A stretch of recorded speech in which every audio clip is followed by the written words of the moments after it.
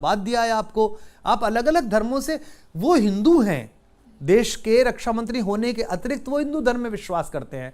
इससे पहले जो नौसेना में एक बेड़ा सम्मिलित हुआ था, उसमें हमारे जो रक्षा मंत्री जी थे, मैं कल वीडियो देख रहा था, ए के एंटनी साहब, उनकी पत्नी ने क्रॉस बनाया। मेरे लिए वो भी पवित्र है, वो भी अच्छी बात है।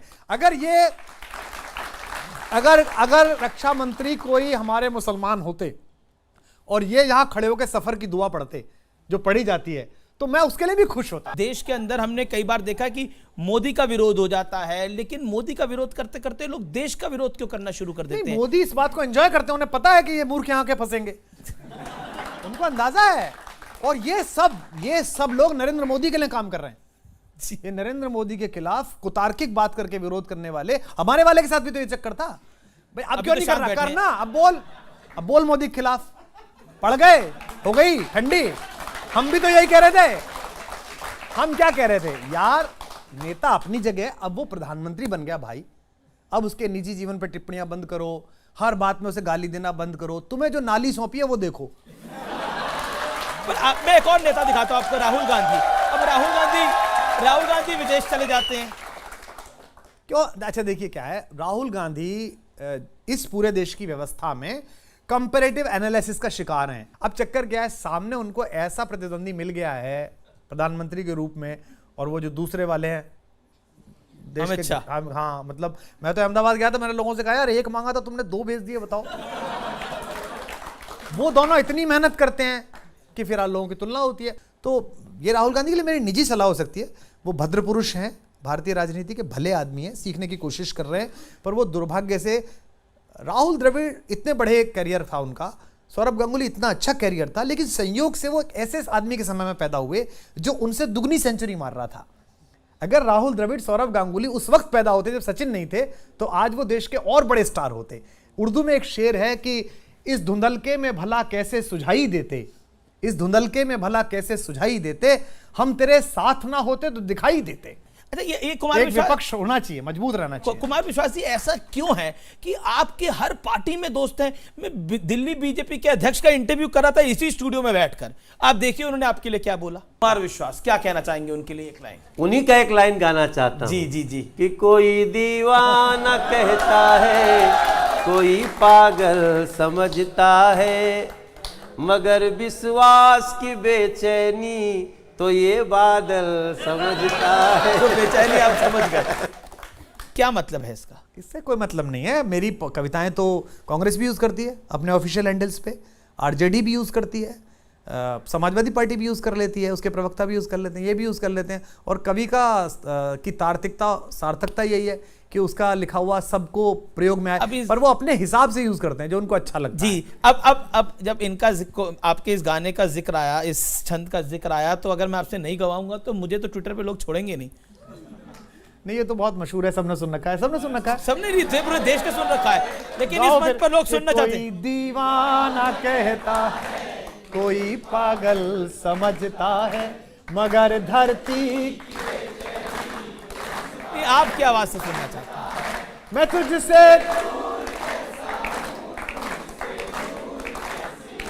ये तेरा, बोल सियावर रामचंद्र की। मैं क्या सुनाऊंगा, सबको याद है। चलिए मैं आपकी किताब पर वापस लौट कर आता हूं। मैंने सुना है कि फिर मेरी याद किताब में आपकी पगली लड़की आपसे संवाद कर रही है, क्या कह रही है वो? आप पढ़िए किताब और पढ़ने के बाद बताइए, सुना दीजिए ना। पढ़ने के बाद बताइए कि क्या है इसमें। कई कविताएं तो ऐसी हैं जो बहुत अलग है। जैसे मैं एक बार IIT BHU गया था, तो मैं पगली लड़की पढ़ के बाहर आया, तो पीछे 2-3 लड़कियां थी, तो मुझे लगा ये प्रशंसा में ही सब मिल रहे हैं, ये मिलेंगी, वेरी गुड सर। तो उसने एक ने मुझसे कहा कि आप क्या ये करते रहते हो, आपको शर्म नहीं आती? मैंने कहा मैंने क्या कर दिया? तो बोले आप उस लड़की को गली गली जाके सुनाते हो कि वो पगली लड़की ऐसी, उसके बारे में सोचो, कभी फोन किया है उसे, कभी मिले हो उसे? मैंने कहा फोन तो नहीं किया। तो बोले जब तक उसकी ओर से कविता नहीं लिख लो तब तक मत पढ़ना। वो कह के वो लड़की चली गई। मुझे भी लगा कि यार ये तो बात है। तो इसमें मैंने एक कविता लिखी है, मनोज वाजपेयी ने कपिल शर्मा शो में सुनाई भी थी, मुझे अच्छी भी लगती है, मैं आपको सुनाता हूँ कि अजब सी ऊब शामिल हो गई है रोज जीने में, पलों को दिन में दिन को काट कर जीना महीने में, महज मायूसियां जगती हैं अब कैसी ही आहट, परवाह कर सकते हैं आप, महज महज मायूसियां जगती हैं अब कैसी ही आहट पर, हजारों उलझनों के घोंसले लटके हैं चौखट पर। अचानक सब की सब ये चुप्पियां एक साथ पिघली हैं, उम्मीदें सब सिमटकर हाथ बन जाने को मचली हैं। मेरे कमरे के सन्नाटे ने अंगड़ाई सी तोड़ी है, मेरी खामोशियों में एक नगमा गुनगुनाया है, तुम्हारा फोन आया है, तुम्हारा फोन आया है, तुम्हारा फोन आया है। इसमें बिल्कुल प्रायोगिक बातें हैं। देखिएगा कि कैसा लगा होगा मेरा फोन अगर जाए, उसको कैसा लगेगा कि सती का चौतरा दिख जाए जैसे रूप बाड़ी में, रूप जीवाओं के मोहल्ले में, सती का चौतरा दिख जाए जैसे रूप बाड़ी में, कि जैसे छठ के मौके पर जगह मिल जाए गाड़ी में। आप आए और हम एक आपको तस्वीर दिखाएंगे, आप अपने अंदाज में उस पर एक लाइन पढ़ दीजिएगा। पहली इमेज राहुल गांधी की है, वो इमेज हम स्क्रीन पर डालते हैं। क्या कहना चाहेंगे? अब मैं क्या करूं? नहीं बोलेंगे तो फंस जाएंगे। इस अधूरी जवानी का क्या फायदा। वो एक लाइन काफी है। एक दूसरी इमेज आपके परम मित्र की है, मैं दिखाता हूं वो भी, जिसमें धुलकर नजर भी न पावन बनी, आंख में ऐसे पानी का क्या फायदा। लेकिन एक शेर में पढ़ना चाहता हूं जी। साहिल पे रख सका नहीं खुद को संभाल कर, साहिल पे रख सका नहीं खुद को संभाल कर, वो जिसने रख दिया था समंदर उछाल कर। तीसरी इमेज इस देश के लिए बहुत ज्यादा महत्वपूर्ण नहीं है, लेकिन आपका मैसेज बहुत महत्वपूर्ण है कुमार विश्वास। इनसे मैं क्या कहूं, हम न लौटाए सिकंदर सर झुकाए मात खाए, हमसे भिड़ते हैं वे जिनका मन धरा से भर गया है। नर्क में तुम पूछना अपने बुजुर्गों से कभी भी, उनके माथे पर हमारी ठोकरों का ही बयां है। अब चौथी इमेज, मैं इस रिश्ते की आपसे जानना चाहता हूं, ये बुआ बबुआ, क्योंकि उत्तर प्रदेश से आप खुद आते हैं, तो ये जब साथ हुआ और जब ये साथ छूटा तो क्या ध्यान में आया आपके? देखिए, मैं बहन जी के गांव के पास का हूं, तो मेरी बड़ी बहन लगती हैं वो, और अखिलेश जो है उनके पिताजी की हिंदी सेवा का मैं बड़ा प्रशंसक हूं। कई बार घर वाले भी गलती कर देते हैं, बस व्यर्थ किस्मत पे रोने से क्या फायदा, सोच लेना कि हम तो मिले ही नहीं। अगली फोटो मैंने नहीं, ये हमारे प्रोड्यूसर साहब ने जबरदस्ती डाली है। अब इस पर कुछ कहना चाहते हैं या नहीं कहना चाहते? मेरे शब्द बहुत कीमती हैं साहब। चलिए, कुमार विश्वास, आप यहां तक आए और मैं आपको शुभकामनाएं देना चाहता हूं। आपकी इस किताब के लिए पीछे इनकी भी फोटो आ गई। अरे क्या बात है जी। लेकिन मैं आपको शुभकामनाएं देता हूं आपकी। कई बार क्या होता है जी कि सेमीफाइनल में दो या क्वार्टर फाइनल में दो टीमें खेल रही होती हैं जी, तो कई देश इस बात में लगे रहते हैं कि फला वाला हार जाए तो हम आगे निकल जाएंगे जी। तो ये उसी में हारे हुए देश हैं। चलिए, अगर बहुत बहुत शुक्रिया, लेकिन चलते चलते अगर आप कुछ अपनी तरफ से कुछ कहना चाहें, कुछ गुनगुनाना चाहें तो। मैं आप सब लोगों से और आपसे यही कहना चाहता हूं कि मुर्दा लोहे को भी औजार बनाने वाले, अपने आंसू को भी हथियार बनाने वाले, हमको बेकार समझते हैं सियासतदां, मगर हम हैं इस मुल्क की सरकार बनाने वाले। तो अपने अपने नेताओं, अपनी अपनी पार्टियों के चिंटू बनने की बजाय इस देश के और इस मनुष्यता के प्रति समर्पित होना शुरू करिए, क्योंकि अगर देश के लोग अपने देश की तरफ ध्यान देंगे तो नेता फिर देश की तरफ ध्यान देंगे। अन्यथा नेता आपको बंधुआ मजदूर की तरह इस्तेमाल करते रहेंगे, वो चुनाव जीतते रहेंगे और देश हारता रहेगा। तो देश का मसला हो तो अपने आप के खिलाफ बोलो, और देश के स्वाभिमान का मसला हो तो अपने बाप के खिलाफ बोलो। जी। तो आखिर में मेरा आपसे एक ही सवाल होगा, विश्वास किसके साथ होंगे? देश के साथ। देश के साथ होंगे। बहुत बहुत शुक्रिया। लेकिन चलते चलते कुछ गुनगुनाना पड़ेगा आपको, कुछ तो गुनगुनाना पड़ेगा। मोहब्बत एक एहसासों की पावन सी कहानी है, कभी कबीरा दीवान, कभी यहाँ सब लोग कहते हैं मेरी आंखों में आंसू हैं, जो तू समझे तो। बहुत अच्छे, बहुत धन्यवाद, बहुत धन्यवाद, बहुत धन्यवाद। प्लीज वेलकम कुमार विश्वास। कोई दीवाना कहता है, कोई पागल समझता है। मोदी जी, आपका भविष्य उज्ज्वल है, आप दिल्ली में तो बैठोगे ही। और आप तो दिल्ली में बैठेंगे ही। नहीं तो भाई, उन्होंने शुभकामना ली, मैंने दे दी तो वो बन गए, हमारा ले ही नहीं रहा तो हम कहां से दें। मैं क्या करूं? इस अधूरी जवानी का क्या फायदा, जिसमें धुलकर नजर भी न पावन बनी, आंख में ऐसे पानी का क्या फायदा। दुनिया भर ने देखे अपने अपने अपने अपने राम। नमस्कार, मैं हूं अमीश देवगन।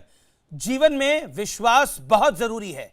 जनता को नेता पर विश्वास, सरकार पर देश को विश्वास, और यह भी एक विश्वास ही है कि देश के करोड़ों लोग हमारे शो को देखते हैं और बेहद पसंद करते हैं, इसलिए नंबर 1 है। और आज का हमारा ये स्पेशल एडिशन पूरी तरह विश्वास से भरा है, क्योंकि आज हमारे बीच जो खास मेहमान हैं उनके पागलपन पर भी लोगों को विश्वास है, उनके दीवानेपन पर भी युवा पीढ़ी को भरपूर विश्वास है, उनकी जुबान पर साक्षात सरस्वती का वास है। कवि से लेकर नेता तक उनके हर अंदाज पर लोगों को विश्वास है। वो राष्ट्रभक्ति की मुखर आवाज है और हिंदी की पताका पूरे विश्व में लहरा रहे हैं। साधारण परिवार से आसमान की ऊंचाई तय करने वाले आज हमारे बीच हैं जाने माने कवि, मुखर वक्ता और थोड़े बहुत नेता भी, कुमार विश्वास। प्लीज वेलकम कुमार विश्वास। कोई दीवाना कहता है, कोई पागल समझता है।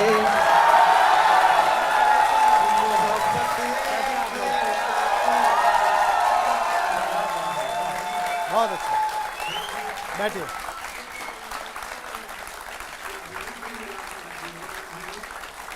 बहुत धन्यवाद, बहुत धन्यवाद।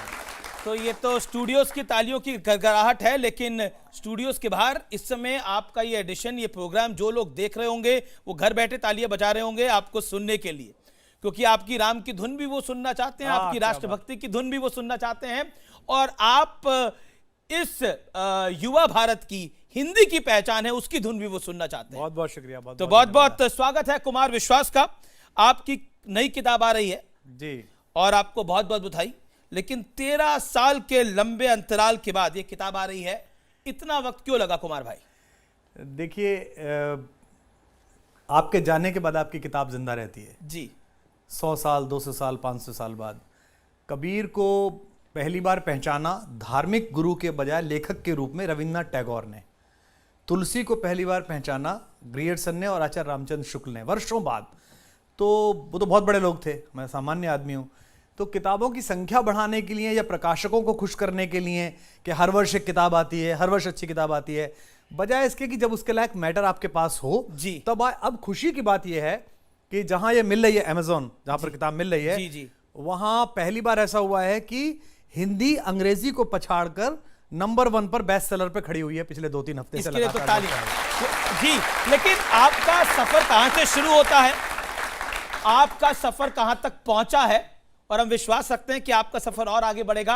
एक रिपोर्ट देख लेते हैं कि कुमार विश्वास ने, एक साधारण परिवार में जन्मे कुमार विश्वास इस बुलंदी तक पहुंचे हैं कैसे। संवर जाएंगे तुम मिलो तो सही। ये आवाज, ये अल्फाज और ये अंदाज किसी पहचान के मोहताज नहीं। मिलो तो सही, रास्ते में खड़े दो अधूरे सपन। कोई इन्हें दीवाना कहता है तो कोई पागल समझता है, लेकिन माँ सरस्वती इनकी जुबां पर बसती है। कि कोई दीवाना कहता है, कोई पागल समझता है। ये वो दौर था जब अंग्रेजी शान की पहचान बनती जा रही थी और हिंदी अपने ही देश में कहीं खो सी गई थी। लेकिन कुमार विश्वास ने हिंदी की लौ बुझने नहीं दी। करीब 31 साल से कुमार पूरे विश्वास के साथ हिंदी का परचम हिंदुस्तान ही नहीं, सात समंदर पर भी लहरा रहे हैं। हम हैं देसी, हम हैं देसी, हम हैं देसी, हाँ मगर हर देश में छाए हैं हम। 2 सितंबर 1988 को पहली बार मंच पर अपनी उपस्थिति दर्ज कराने वाले कुमार विश्वास की राह इतनी आसान भी नहीं थी। जिंदगी एक ऐसा सफर है जिसमें अगर आप पीछे मुड़कर ये देखें कि हम चले कहां से थे, तो बहुत अच्छा होगा कि आपको आने वाले कल का रास्ता पता चल जाए। गुर्बत में बचपन बीता, पिता की मर्जी के खिलाफ विज्ञान की पढ़ाई छोड़ी और हिंदी की साधना शुरू की। नाम ऊंचा हुआ तो देश के 28 कवियों ने कुमार के खिलाफ मोर्चा खोल दिया, लेकिन कुमार विश्वास पूरे विश्वास के साथ आगे बढ़ते रहे। जब ऊंच नीच समझाने में माथे की नस रुक जाती है, तब एक पगली लड़की के दिन, तब एक पगली लड़की के दिन जीना गद्दारी लगता है, और उस पगली लड़की के दिन मरना भी तुम्हारी और मेरी रात में बस फर्क इतना है, तुम्हारी सो के गुजरी है, हमारी रो के गुजरी है। जब भ्रष्टाचार के खिलाफ देश उबल रहा था तो डॉक्टर विश्वास अन्ना के आंदोलन की उम्मीद बनकर उठे। अन्ना के आंदोलन से निकली आम आदमी पार्टी के संस्थापकों में से एक कुमार विश्वास ने दिल्ली में केजरीवाल सरकार बनवाने में अहम भूमिका निभाई, लेकिन कुछ ही सालों में दोनों की दोस्ती में दरार पड़ गई। मैं अपनी शहादत स्वीकार करता हूं। बस एक निवेदन करता हूं कि युद्ध का भी एक छोटा सा नियम होता है। मैं तो आपका भाई हूं, मित्र हूं, कि शहीदों के शव से छेड़छाड़ नहीं की जाती। 13 साल के लंबे अंतराल के बाद कुमार विश्वास की किताब फिर मेरी याद लोगों के दिलों में जगह बना रही है। वर्षों के इंतजार के बाद मेरी किताब आई है, आपको पता है, फिर मेरी याद। आज कविराज कुमार से दिलचस्प बातचीत होगी, कवि विश्वास की कविताएं भी होंगी और जानेंगे उनसे कुमार विश्वास अब किसके साथ। विश्वास साहब, पुराने वीडियोस देखकर कैसा लगा? नॉस्टैल्जिया है, और देखिए क्या है कि सफलताओं की कहानी बनती हैं, असफलताओं की कहानी नहीं बनती। तो ये तय है कि मेरे जैसा सपना देखने वाले या मेरी तरह संघर्ष करने वाले इस देश में लाखों बच्चे हैं, करोड़ों बच्चे हैं। उनमें से कुछ को सफलता मिल जाती है तो वो आपके साथ बैठ के स्टूडियो में और बड़े बड़े चैनल्स में बात कर लेते हैं।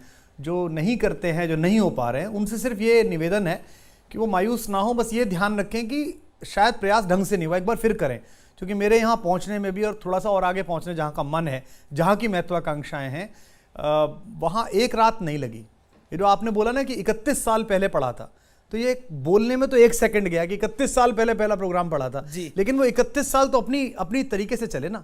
आपकी कविता भी एक बड़ी सुंदर बात कहती है कि कुछ की सो के गुजरी है, हमारी रो के गुजरी तो है। वो जो 28 कवि जिन्होंने मना किया, जिन्होंने लेटर्स लिखे, जिन्होंने अपयश फैलाया, जिन्होंने षड्यंत्र करे, वो अब जब मिलते हैं तो उनका चेहरा, जिनके खिलाफ लेटर लिखते हैं वो बड़े बन जाते हैं। नरेंद्र मोदी के खिलाफ अमेरिका को लेटर लिखा, वो प्रधानमंत्री बन गए। आपके खिलाफ लेटर बना लिखा, आप देश के जाने माने या विश्व के जाने माने कवि बन गए। तो ये लेटर जिसके खिलाफ लिख दे बेहतर है। लेकिन ये ऐसा ना, अब भी आप नरेंद्र मोदी के लिए किस लिए कह रहे हैं? क्योंकि वो प्रधानमंत्री बन गए। जी जी जी। ऐसा ना होता तो ये होता है यार इस आदमी का कैरियर देखो, और ऐसा नहीं है। जिन्होंने 28 ने मेरे खिलाफ लिखा, उन्होंने मेरे से पहले बहुत संभावनाशील कैरियर्स की हत्या की थी। एक आरोप तो हमारा भी है कि आप हिंदी के कवि हैं, हालांकि हिंदी, और आप स्टाइलिश इतने हैं कि आप अपनी किताब जाके कपिल शर्मा के शो में लॉन्च कर देते हैं, तो तकलीफ तो होगी लोगों को। नहीं, देखिए, एक तो मेरा इस बात से विरोध है कि अगर अंग्रेजी का एक लेखक जी अपने लुगदी साहित्य के लिए, जो बिल्कुल लुगदी टाइप साहित्य है, लड़का लड़की से मिला, फिर वहाँ पिज्ज़ा खाया, फिर कार में बैठ गया, फिर कार की खिड़की बंद हो गई, फिर कार हिलने लगी, फिर क्या है, मैं नाम नहीं लूंगा उनका, मेरे भी दोस्त हैं। अगर उनको एक किताब के लिए 5 करोड़ रुपए दिए जाते हैं, प्रकाशक देता है कि 5 करोड़ रुपए, तो पूरी तरफ चर्चा होती है कि अच्छा देखिए अंग्रेजी में उपन्यास लिख रहे हैं 5 करोड़। पर अगर कुमार विश्वास पैसे मांगते हैं या लेते हैं तो फिर तो हिंदी का दारिद्र बोध ऐसा क्यों बना दिया है कि हिंदी का मतलब मरे गिरे होने चाहिए, झोला लटका हुआ हो, मुंह लटका हुआ हो, है ना, और वो ऐसे ना आए, वो कहें कि बस आपकी कृपा है। हिंदी स्वाभिमानी माँ है, संघर्षशील माता है, और उसके बेटों ने तपस्या से कमाया है। आपने चंद दिनों पहले एक ट्वीट किया था, उसको मैं पढ़ देता हूं। ऐसा नहीं है कि दिल में कोई आरजू नहीं है, 100 आरजू जमा है मगर उसमें तू नहीं है। आपकी कौन सी आरजू है जो दिल में तो है लेकिन अधूरी है। आज जरा बताइए दर्शकों के सामने। देखिए, चाणक्य ने कहा है संतुष्टा द्विजा नष्टा असंतुष्टा च महीपति। द्विज मतलब पढ़ने लिखने का काम करने वाला। पढ़ने लिखने का काम करने वाला आदमी अगर संतुष्ट हो जाए तो नष्ट हो जाता है। मैं हर कविता गजल लिखने के बाद 3-4-5 दिन उसकी खुमारी में रहता हूं कि कमाल हो गया, वाह क्या लिख दिया है, हमसे आगे तो कोई पैदा ना हुआ था ना हुआ है जी। उसके 3-4 दिन बाद मैं किसी का शेर पढ़ता हूं, किसी नए लड़के का, कल परसों लिखना शुरू किया इस बच्चे ने, और मुझे लगता है कि अरे यार ये तो इससे तुझसे आगे लिख दिया इसने। मैंने कृष्ण पर 2 छंद लिखे, बड़ा खुश मैं। मैंने एक लड़का सुना बंबई के पास का जुबैर अली ताबिश, 25-30 साल का लड़का है, इस्लाम मानने वाला है। जन्माष्टमी से पहले उसने मुझे शेर भेजा, मैं तो रोने की स्थिति पे आ गया। बंसी सब सुर साधे है, बंसी सब सुर साधे है, एक ही धुन पर बाजे है, हाल न पूछो मोहन का सब कुछ राधे राधे है। जी। तो आप ख्वाहिशें दफन नहीं आप चाहिए। तो शेर और छंद में अटक गए। मैं क्योंकि पॉलिटिकल जर्नलिस्ट हूं, मुझे लगा कहीं राज्यसभा वाली आरजू तो नहीं थी जो गुप्ता बंधुओं ने। नहीं, राज्यसभा की अक्सर बात आती है। देखिए, राज्यसभा पहली बात तो ये थी कि हमने उसे अर्जित किया था, हमने गली गली जाकर उसे इस योग्य बनाया था कि हमने जो संगठन बनाया उसके पास दिल्ली की ओर से प्रतिनिधित्व करने के लिए 3 लोग तो हों। सांप लपेटने वाले गुप्ता जी जाते हैं। हाँ तो ठीक है, मुझे लगता है उनको ज्यादा समझ में आता होगा तो उनको भेजा, वो सब अलग बात है, वो सब प्रसंग भी पुराना हो गया, बात भी खत्म हो गई। लेकिन हाँ ये जरूर है कि बहुत सारे लोगों का ऐसा मन था, मेरा स्वयं का मन था। मैंने अभी भी बात कोई नहीं छुपाया। राज्यसभा की सीट अगर खाली होती है तो सुनने में आता कि कुमार विश्वास वहां जा सकते हैं, लेकिन आप जाते नहीं या जाना नहीं चाहते। 2 अंतर हैं हमेशा। एक तो है जगह बनाना, एक होता है जगह घेरना। मैं जगह घेरना नहीं चाहता, मैं जगह बनाना चाहता हूं कि जब भी बने मेरी जगह बने। यानी खबरों में दम है, हमारे सूत्रों में दम है। आपके सूत्रों में दम है, लेकिन मैं अपनी पार्टी के नेता की तरह इतना ओछा नहीं हूं कि मैं मीडिया प्लेटफॉर्म पर उन लोगों के नाम बोलूं जो मेरे पास राज्यसभा ले लेके आते हैं या कहते हैं हमारी ओर से आ जाइए। उनका मैं आभारी हूं, वो दोनों तीनों पार्टियां जो भी आई हैं उनका मैं बहुत आभारी हूं कि उन्होंने ऐसा सोचा मेरे विषय में। मुझे लगता है समय सही होगा, अनुकूल होगा तो हो जाएगा, और नहीं भी होगा तो भी मैं कुमार विश्वास तो मरूंगा ही यार, कम से कम इतना तो नहीं। चलिए एक सवाल पूछते हैं। अगर अरविंद केजरीवाल आपको मनाने आते हैं, कहते हैं कि आ जाओ विश्वास, दोस्त हो तुम हमारे और उप मुख्यमंत्री बन जाओ, तो मान जाएंगे कुमार विश्वास? एक तो होता है कि पता ना होना आपके बारे में ना, और एक बात होता है कंफर्म होना। तो वो जो आप कह रहे हैं पहले पता नहीं था, अब कंफर्म है कि क्या कंफर्म है? मेरे प्रोड्यूसर कह रहे हैं जरा पूछिए क्या कंफर्म है। कंफर्म यह है कि भारतीय राजनीति में कई प्रकार के रोग हैं। जैसे भारतीय जनता पार्टी है, वो मधुमेह है। आप मेहनत कराइए, दौड़ाइए उन्हें, कराइए, थोड़ा करिए तो ठीक स्वस्थ काम करेंगे। होता ना, आपको शुगर हो गई तो दौड़िए, भागिए, पसीना बहाइए, काम है ना, ठीक हो गया। कांग्रेस है, वो भारतीय राजनीति में जितने प्रकार के कुमार्ग पैदा हुए उनकी गंगोत्री है, वो कैंसर जैसा है जी। काट दीजिए, कुछ इलाज कर दीजिए, ट्रांसप्लांट कर दीजिए, ठीक हो जाएगा जी। भारतीय राजनीति में कुछ लोग एड्स हैं जी, जिनका इलाज नहीं पैदा हुआ, उनसे बचाव ही उपचार है कि आप उनसे बचे रहें कि भैया माफ करिए हमको, हमसे हो गई। केजरीवाल बदल क्यों गए? क्योंकि वो भी सामान्य परिवार से आते हैं, बदल क्यों गए? देखिए, मैं इन दिनों राम पर बोल रहा हूं। जब मेरे पास विषय इतना बड़ा हो तो मैं ऐसे घटिया घटिया विषय पर क्यों बात करूं? आप मुझे अच्छी बात करिए आप। नहीं, अब अच्छी बात कर लेते हैं, भविष्य की बात करते हैं। अच्छी बात करिए। खबर तो ये भी है कि बीजेपी चाहती है कि आप उनको ज्वाइन कर लें। नहीं, इसमें अधूरी खबर इसलिए है कि बाकी और कई हैं जो चाहते हैं मैं उन्हें ज्वाइन कर लूं, और भी बाकी लोग हैं जो चाहते हैं उन्हें ज्वाइन कर लूं। फिर मैं दोबारा दोहराऊंगा कि जगह घेरना और जगह बनाने में अंतर है। पहली भी राजनीति इसलिए नहीं की थी कि राज्यसभा जाना है, इसलिए नहीं की थी कि पार्टी बनानी है, इसलिए की थी कि मुझे लगा एक सकारात्मक परिवर्तन हो रहा है। भारत अपनी विचार के टर्निंग पॉइंट पर है। अगर आज मैं नहीं खड़ा हुआ तो युग मुझसे पूछेगा, इसलिए मैं खड़ा हो गया। हमारे घर से ही शुरू हुआ, हमारे घर में प्लान बना, जहां मैं रहता हूं वसुंधरा में, वहीं मीटिंग्स हुई शुरुआती, वहीं पार्टी का प्लान बना। लेकिन वो उस पद नहीं, से आपने दिल्ली में सरकार बनाई, इससे कौन इनकार कर सकता है कि आपकी बड़ी मेहनत थी उसके पीछे। और किरण बेदी जब एक समय पर बीजेपी की कैंडिडेट दिल्ली के चुनाव में डिक्लेयर हुई, ऐसा लग रहा था कि चुनाव में केजरीवाल की सिचुएशन टाइट हो सकती है, लेकिन आपने बहुत डट के मुकाबला करा। लेकिन अब वो किरण बेदी की जगह अगर आपको दी जाएगी तो आप आएंगे दिल्ली में? हाइपोथेटिकल क्वेश्चंस पे चर्चा नहीं करनी चाहिए। हाँ, ये तय है कि मैंने वो काम जो किया था वो बड़े मन से किया था, और मैं आज भी कहता हूँ कि अब मैं उन गलियों में जाता हूँ, लोगों को देखता हूँ, उनमें कई बच्चे ऐसे थे जो पढ़ने आए थे दिल्ली, जो कार्यकर्ता थे, जिनको मैंने खड़े होकर टिकट दे कोई दिया। आपको सुना भी देता है कि क्यों चले गए थे आप इस हाँ, पार्टी अरे में? अभी अच्छा संस्मरण है, मैं अभी दुबई गया हुआ था, तो मैंने सोचा कि बस ईश्वर करे कोई ऐसा पड़ोस में ना मिले जो बस नमस्ते करके सो जाए। तो एक सज्जन आए और उन्होंने मुझे नमस्ते करा और बैठ गए, और पहला सवाल जो उन्होंने कहा कि मिल गया, बहुत नाराज हैं आपसे हम। मैंने कहा यार ये क्या है, और वो इतने ज्यादा नाराज थे कि 3 घंटे में मैंने अपनी सीट लंबी कर ली 180 सोने के लिए। तो वो झांक झांक के मुझसे कहते थे तो फिर जो ये हुआ था ये आपने बहुत गलत किया, आप इसे छोड़ गए।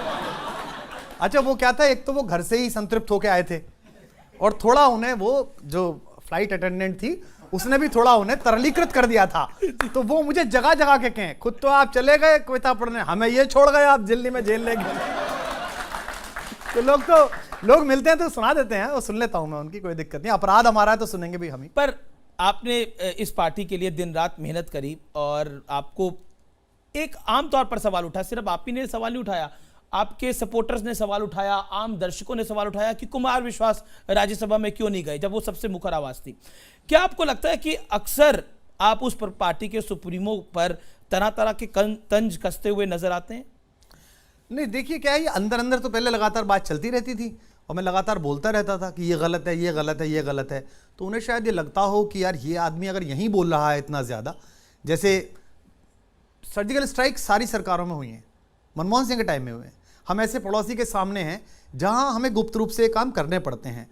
लेकिन जो ये जो सरकार आई, पिछली बार आई, इस सरकार को अपना प्लेसमेंट पता था, अपनी ब्रांडिंग पता थी, अपनी पोजीशनिंग पता थी, उसके मार्केटिंग लोग थे, बड़े लोग थे, उन्होंने उसे ठीक से पोस्चर करा। अब चाहे राजनीतिक लाभ के लिए था, चाहे कैसा भी था, लेकिन सेना ने किया है। और मेरी सेना मेरा देश का गुरूर है। मेरे अकेले चुपचाप बचे रहने की संभावना का नाम सेना है। देश में जो 2-3 इंस्टीट्यूट बचे हैं जिनके प्रति इज्जत बची हुई है, उनमें से एक सेना है। मैं सिर्फ इसलिए कि सामने वाला पॉलिटिकल जो मेरा अपोनेंट है वो क्रश हो जाए, वो खराब हो जाए, मैं वही भाषा बोलूं जो पाकिस्तान में अगले दिन छपे, इसके लिए मैंने जबरदस्त विरोध करा। मैं लड़ा बहुत बुरी तरीके से, गाली गुफ्तार की, और मैंने कहा मैं बयान नहीं दूंगा, मैं किसी डिबेट में नहीं जाऊंगा। उनका एक चिंटू था, वो बाहर आया, वो सबको लगा रहा था कौन कहां जाएगा। भैया आप कहां बयान देंगे? मैंने कहा कान के नीचे बयान दूंगा तेरे अभी। तो क्योंकि सबसे पहले अरविंद केजरीवाल ने सवाल खड़ा करा था। अंदर जाके कहा कि कुमार भैया ये कह रहे हैं कि कान के नीचे जवाब दूंगा। तो मेरे को आके नेता ने पूछा, अरे यार तूने उसको ऐसा कह दिया। मैंने कह दिया नहीं, दौड़ा के मारूंगा, क्या मतलब है, क्या बकवास कर रहा है तू, ये कल छपेगा। तो एक छपेगा हिंदुस्तान में नहीं, पाकिस्तान में। मैंने यही कहा कि कल पाकिस्तान में छपेगा। तो एक पत्रकार से नेता और नेता से पत्रकार बने, ज्ञानी सज्जन बोले, अरे सर बहुत दिन मीडिया चलाया, कहीं कोई नहीं छपता छपाता, आप बेफिक्र रहिए कुमार साहब, बेफिक्र रहिए। अगले दिन देखा तो फ्रंट पेज पे डॉन में छपा कि दिल्ली सीएम ने सर्जिकल स्ट्राइक पे सवाल उठाए। मैंने कही क्या है, क्या मतलब है इस बात का। तो अब ये तो भाई आपके घर का कोई आदमी, आपका भाई, आपका दोस्त है ना, 5 पैग 6 पैग दारू पी के कुएं में गिरने जा रहा हो, तो आप क्या करेंगे? लटक जाएंगे, मत जा, खींचेंगे, पूरी एनर्जी लगा देंगे। ये जो आपके अमित देवगन होने का जो ब्रांड है, इसको हटा के पीछे लटक जाएंगे। मैं यही तो कर सकता था, पर उसने कहना था मैं गिरूंगा ही और तुझे लेके गिरूंगा। तो मैंने कहा फिर गिर जा, मुझे लेके मत गिर। मैं बाहर खड़ा रहूंगा, तू गिर भाई। नहीं मांग रहे। अरविंद केजरीवाल चुपचाप हो गए हैं, वो गाय बगाए नरेंद्र मोदी की पॉलिसी का समर्थन भी कर देते हैं। ऐसा बदलाव क्यों दिख रहा है आपको? ये तो 6 साल का है, वरना 12 साल रखो भोगली में तो सीधी नहीं होती। आप चिंता क्यों कर रहे हैं? ये तो 6 साल का है। कहीं अभी चुनाव हो जाने दीजिए, जो भी परिणाम अच्छा बुरा होगा वही भाषा लौटा। अभी डेनमार्क जाने से भी उनको रोक दिया, तब भी कुछ नहीं बोले वो। हाँ, वो डेनमार्क अपने 5 मित्रों को लेके, 6 मित्रों को लेके बताने जाने वाले थे कि यूरोप में प्रदूषण मुक्ति ऐसी कैसी हो जैसी उन्होंने दिल्ली में कर दी है जी। तो वो फिर मुझे लगता है कि डेनमार्क को लगा होगा कि भाई वहां बहुत प्रदूषण है, मैं तो वहां भी गया हूं। तब भी कुछ बोले नहीं, और जबकि अर्थव्यवस्था में इतनी हालत देश की फिलहाल इतनी बेहतर नहीं है, उन्होंने बोला हम वित्त मंत्री के साथ खड़े हैं। 370 पे भी वो सर्जिकल स्ट्राइक पे साथ नहीं थे, लेकिन 370 पे साथ हैं। वो सर सबके साथ खड़े हो जाएंगे, जब तक चुनाव होगा तब तक सबके साथ खड़े हो जाएंगे। चुनाव के बाद फिर एक बार बैठिएगा, फिर देखेंगे। एक 5 अगस्त वाला आपका ट्वीट मैंने निकाला है, दिल पर चट्टान रख कर ट्वीट कर रहे हो ना, बौने में आगे पढ़ना नहीं चाहता है। ये बौने क्यों कहते हैं आप उनको? ये ट्विटर पे मुझसे कई लोगों ने पूछा जब मैंने बताया मैं कुमार विश्वास का इंटरव्यू करने जा रहा हूं। ये कोई शारीरिक व्याधि के लिए नहीं है जी, ये सोच के बौनेपन के लिए है। आत्मक मतलब खुद पर ही फिदा जी, कि हम ही हमें और हम सब कुछ हैं। तो ऐसा मैंने एक नाम ले दिया, बस योग अच्छे नाम आपने। मैंने मुरारी बापू को युग तुलसी कहा, आज तक भी नाम चल रहा, उस पर आप चर्चा मैं उस पे भी आऊंगा, लेकिन उसके आगे भी आपने बोला अब कुछ भी कर ले, लेट भी जा, सीधा पर काट की हांडी नहीं चढ़ेगी। हाँ, मुझे लगता है कि भारतीय राजनीति में लोग जो समझ जाते हैं वो एक बार दोबारा फिर हो नहीं पाता है, ऐसा अंदाजा मुझे लगता है कि लोग इतने समझदार तो हो गए होंगे। मुझे अपनी बात कहनी चाहिए, लेकिन मैं कभी भी अपनी बात में नाम वाम नहीं लेता हूँ। अब वो लोग समझ जाते। हमारे एक कवि थे माणिक वर्मा, उन्होंने आपातकाल में एक कविता लिखी थी। उन्होंने कहा कि मंच पे कवि ने कह दिया कि सरकार चोर है, तो सुबह उसे दरोगा जी ने पकड़ लिया। बोले अच्छा बेटा, 10,000 लोगों के सामने सरकार को चोर कहा, चलो थाने। उसने कहा जी मैंने ये कब कहा था, भारत की सरकार चोर है कि पाकिस्तान की सरकार चोर है? तो दरोगा बोला अच्छा, जैसे हमको पता ही नहीं हो कहा कि सरकार चोर है। तो मैं लिखता हूँ आत्ममुग्ध बोना, नीचे उसके 5-6 चिंटू शुरू हो जाते हैं, हमारे नेता को गाली दी, हमारे नेता। अरे मैंने नाम नहीं लिखा भाई, तुम्हें कैसे पता चल गया? आपने, ये मैं आपको कॉम्प्लीमेंट करना चाहता हूं कि आपने रामायण को एक नए अंदाज में पेश करना शुरू किया है। इसके लिए वाकई आपके लिए तालियां होनी चाहिए। बहुत